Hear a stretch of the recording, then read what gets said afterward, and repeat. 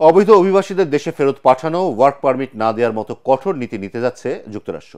Donald ট্রাম্পের অভিবাসন নীতির কারণে সেদেশে বসবাসকারী অবৈধ বাংলাদেশিরাও নানান জটিলতায় পড়ার আশঙ্কায় রয়েছেন। তবে আশঙ্কার সংকট থাকলেও যুক্তরাষ্ট্রের সংবিধান ও আইন অনুযায়ী অবৈধ অভিবাসীদের ফেরত পাঠানোর প্রক্রিয়া খুব জটিল বলে মনে করেন অভিবাসী বিশেষজ্ঞরা।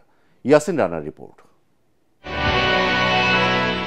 প্রেসিডেন্ট পদে দ্বিতীয় মেয়াদে নির্বাচিত হবার পর নতুন করে অভিবাসীদের বৈধতা না দেওয়ার ঘোষণা দেন ডোনাল্ড ট্রাম্প। সেই সাথে যারা এখন যুক্তরাষ্ট্রে অবৈধভাবে বসবাস করছেন তাদেরও ফেরত পাঠানোর কথা জানান তিনি। এই ঘোষণার পর শুধু বাংলাদেশই নয়, বিশ্বের বিভিন্ন দেশ থেকে যাওয়া অবৈধ অভিবাসীরাও বেশ দুশ্চিন্তায় পড়েছেন।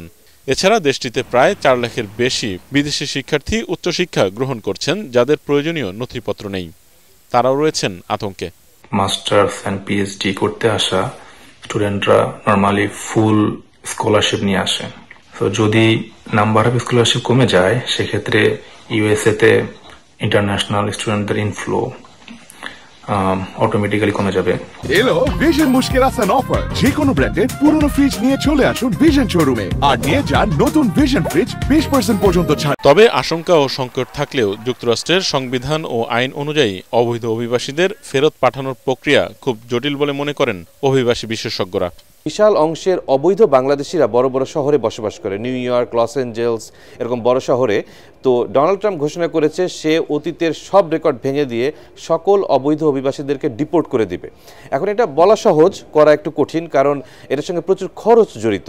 আমার যেটা ভয় হয় যে আগামী 4 বছরে ইমিগ্রেশন টোটাল প্রসেসটা বেশ একটু কঠিন হয়ে যাবে। এছাড়া স্কলারশিপ ও কাজের সুযোগ সহ নানা সুযোগ সুবিধা কমে যাওয়ার আশঙ্কা করছেন প্রবাসী শিক্ষার্থীরা।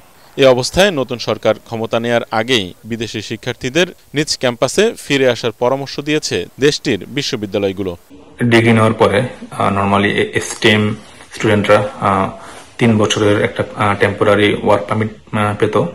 এখন যদি ট্রাম্প এসে এই ডিগ্রির পরে 3 বছর যে ওয়ার্ক পারমিটটা দেওয়ার প্রসেস ছিল ওটা যদি লিমিটেড করে দেয়, তাহলেও আপনার ইউএসএ তে স্টুডেন্ট আসা কমে যাবে। যে গত 4 বছর বাংলাদেশ থেকে যারা ইন্টারন্যাশনাল স্টুডেন্ট হিসেবে গিয়েছিল এবং তারা যদি কোনো সরকারি বেনিফিট নিয়ে থাকে যেটার জন্য সে এলিজিবল না, তারা ঝামেলার সম্মুখীন হবে আগামী 4 বছরে।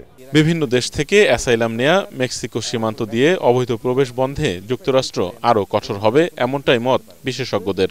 মেক্সিকো আমেরিকান যে বর্ডারটা, এটা একেবারে ক্লোজড হয়ে যাবে, অলমোস্ট ক্লোজ হয়ে যাবে, কাজে অবৈধভাবে যাওয়া একেবারে কঠিন হয়ে যাবে। বা ধরেন অনেকে দেখবেন যে ভিজিট ভিসায় গিয়ে অ্যাসাইলাম ফাইল করে, অ্যাসাইলাম অ্যাপ্রুভালের সংখ্যা অনেক কমে যাবে আগামী 4 বছর। যারা asylum seeker either border cross করে যাক বা ভিজিট ভিসা নিয়ে যাক, তারা ঝামেলার সম্মুখীন হবে। কিন্তু যারা বৈধভাবে যাচ্ছিল তাদের যেতে সমস্যা হবে না, তাদের সমস্যা হবে যাওয়ার পরে। এই সমস্যা নিরসনে বাংলাদেশের পররাষ্ট্র মন্ত্রণালয়কে যুক্তরাষ্ট্রে বসবাসরত বাংলাদেশিদের সহযোগিতা নেয়ার পরামর্শ দেন বিশেষজ্ঞরা। ইয়াসিন রানা, এটিএন বাংলা, ঢাকা।